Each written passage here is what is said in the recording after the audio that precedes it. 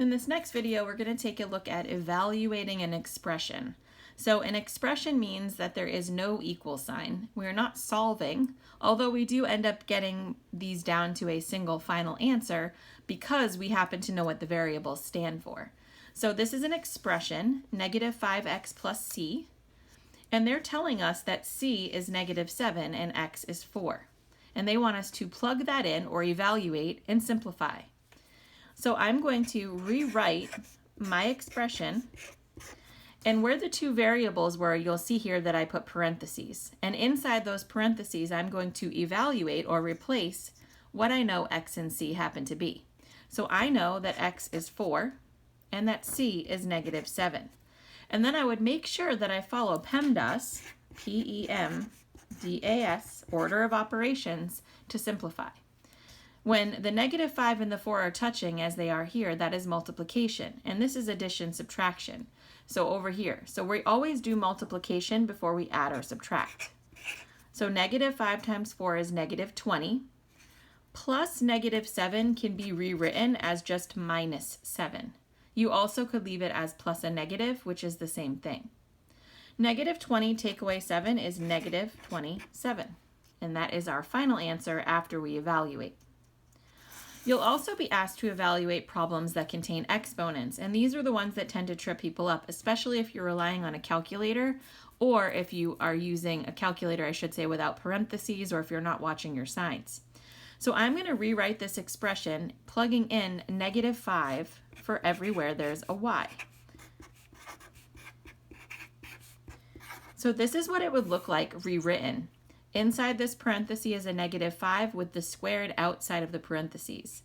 Then I bring the 9 down with the negative 5 and my negative 6. According to PEMDAS, we do exponents first.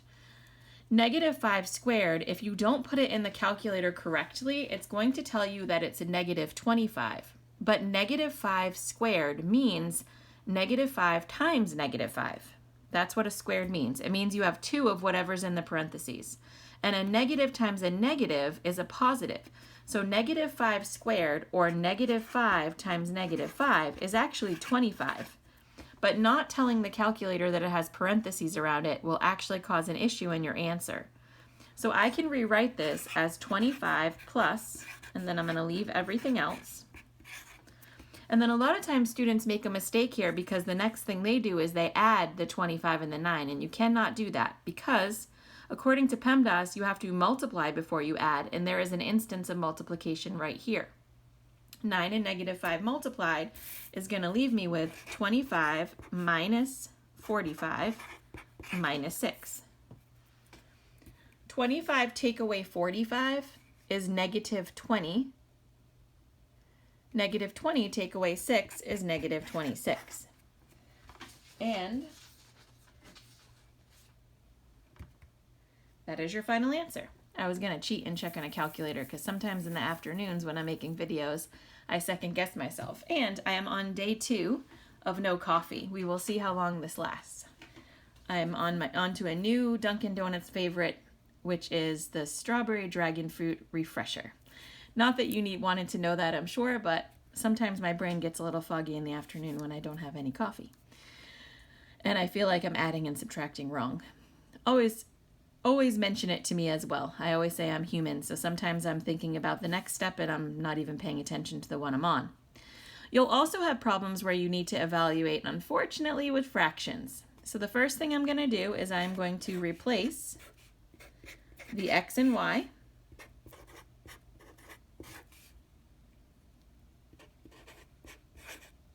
with my two fractions. This is addition. This is multiplication. Multiplication has to come first. So I'm going to keep the negative 5 6. Because there's nothing in front of it, I don't really need the parentheses any longer. This is a positive and a negative that are getting multiplied, so I'm going to change this to minus because a positive times a negative is a negative. And remember, the rule of multiplying fractions is you do the numerator times the numerator, which is 3. Denominator times denominator, which is 15. And now, in order to subtract these, you should remember from our very last video that you need a common denominator. A common denominator, the least common denominator here would be 30, But if you have trouble finding 30, you're more than welcome to multiply 15 and 6 together to figure that out. I am going to use 30 just because, math brain it right now, but negative 5 6 minus 3/15. Well, I'll just use the easiest one. If I multiply 6 times 15, I get 90. Everything is negative, so I have a negative and a minus here. To get from 6 to 90, I would have to multiply by 15, which means I need to do the same thing to the top here. That gives me 75. To get from 15 to 90, I have to multiply by 6, which means I need to do the same thing to the 3, and I get 18. Negative 75, take away 18, is negative 93 over 90. I don't believe that that reduces. I'm just grabbing my calculator here. If it loads.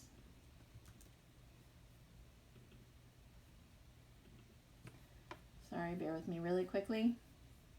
I just like to double check when the numbers come out kind of interesting.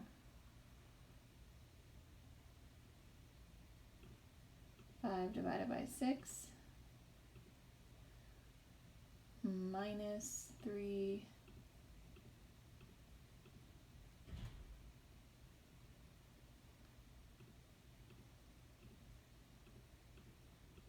and that is correct. Just wanted to double check my math.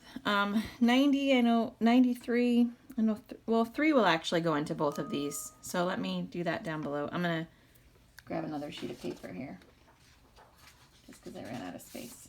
I should have seen that. So 93 and 90, I know they're both divisible by 3. 3 goes into 93 31 times. And 3 goes into 90 30 times. So it should, negative 31 over 30 should be the farthest reduction here. I'm doing from memory.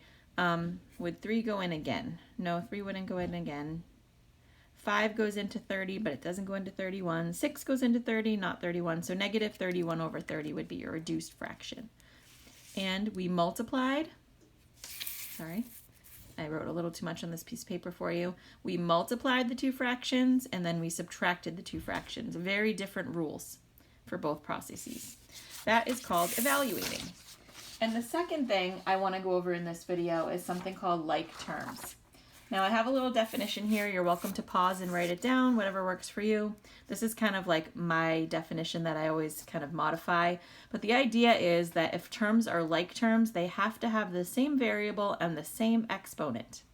If they do, you combine by adding or subtracting the coefficients. A coefficient is a fancy name for the number in front of a variable.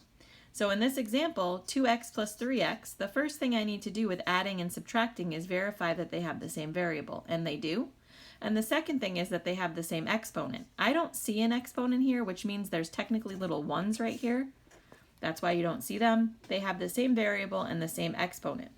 And if they do, you take the numbers in front and you add them. In this case, it's adding because of the plus sign. 2x plus 3x is 5x. I also always think of this topic like food. If you have 2 apples and I add 3 apples to your pile, you would then have 5 apples.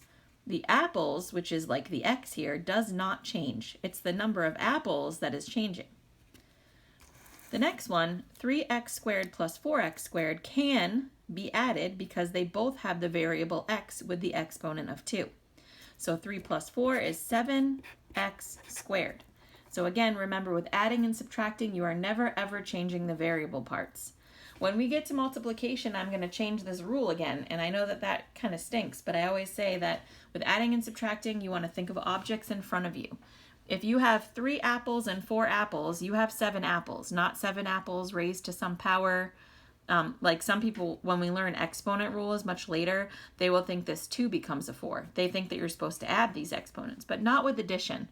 You do add exponents later on in math when we deal with multiplication, but we're not there yet. So 3 plus 4 is 7, and the variable doesn't change. And this last one cannot be simplified any further, so I'm just going to rewrite my answer as the original. And the reason it can't be added is because even though they both have the letter x, one has an x and one has an x squared, and you cannot add in that case. So let's look at some more examples of combining like terms. And we're also going to add in a rule of the distributive property here.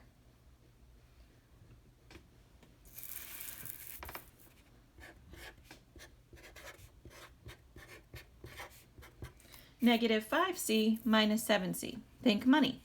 These can be combined because they both have the variable c. If I have negative $5 right now to my name, and I give away, I don't even have this, but let's say I write a check for money I don't have. I already had negative $5 in the bank. I now write a check for $7 more. I now have negative $12 in the bank, even more into the negative. Just seeing what else is here for examples. I already did one like this.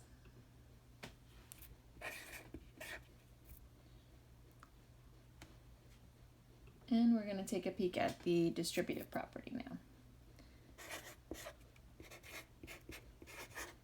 So the distributive property, the reason this comes up as a next step, so far we've looked at evaluating, we've talked briefly about like terms, and I'm going to spend just a few more minutes talking about the distributive property.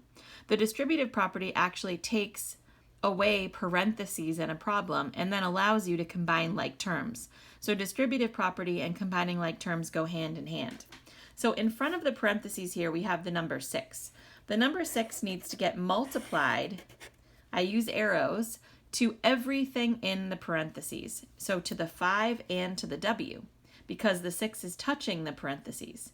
It only gets multiplied to what's inside. So if there was a number over here on the outside, like let's say it said -2 or something like that, it wouldn't affect anything outside of the parentheses. But it does get distributed or multiplied in. We call this multiplication over addition and subtraction. In this case, it's addition. 6 times 5 is 30. 6 times W is just 6W.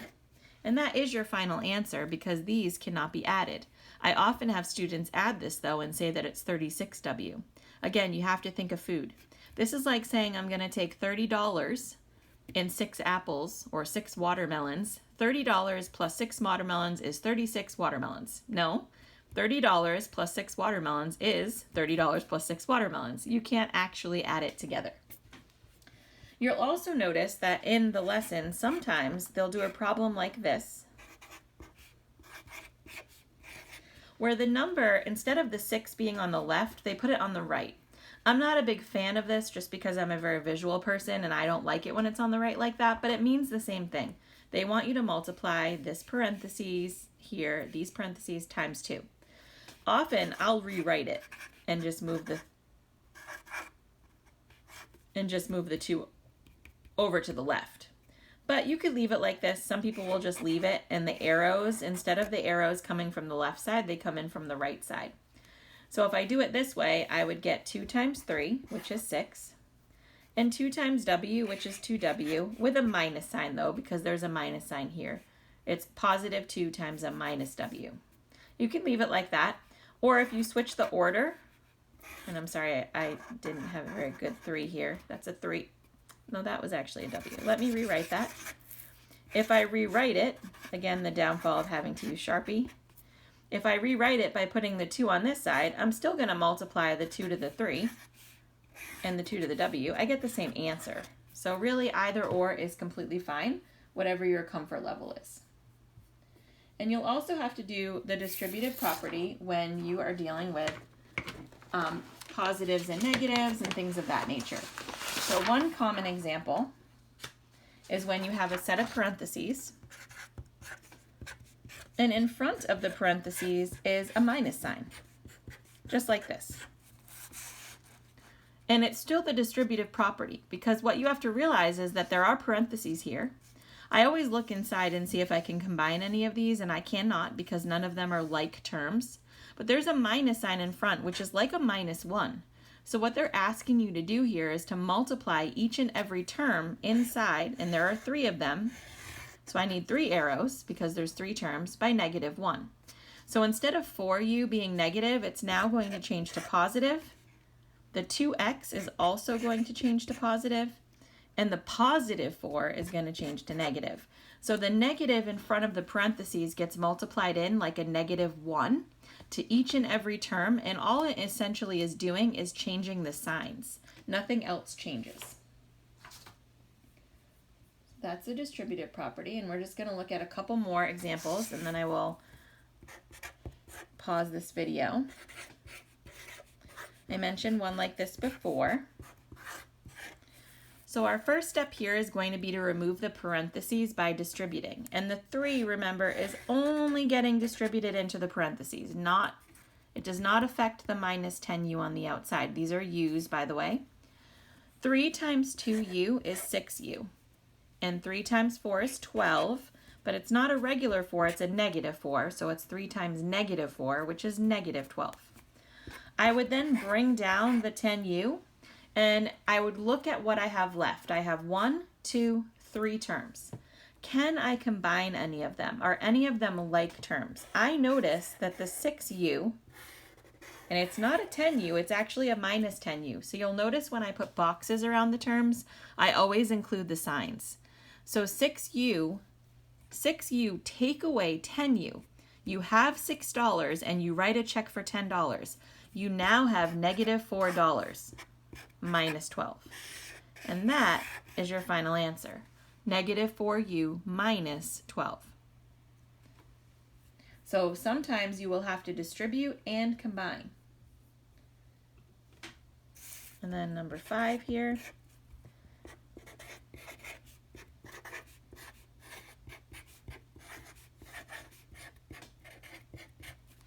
Here my parentheses are a little further over. They're here. But my first job is to still remove them.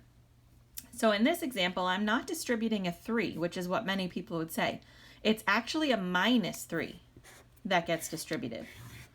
So I'm going to bring down the 2 terms that are not in the parentheses. So the -5w and the -3x are going to come down. Nothing's happening to those just yet. -3 times 6 is going to give me -18x. -3 times -6 is going to give me +18w. And then I would look at these terms and see if any of them can be put together. I notice that -5w and 18w are like terms. I also notice that -18x and -3x are considered like terms. So I can combine. I'm going to go with the w's first. If you have -$5 in the bank, and you deposit, because it's plus 18, -5, you deposit 18, you now have $13 in the bank because you took care of your negative balance. You paid off the 5 you owed, and this is what's left over. If you have -$18 in the bank and you take out 3 more dollars, you now have -21x dollars, or x in this case, in the bank. And this is your final answer. And that, in a nutshell, is the distributive property mixed with combining of like terms. Remember to pay attention to the idea of having a same variable, same exponent.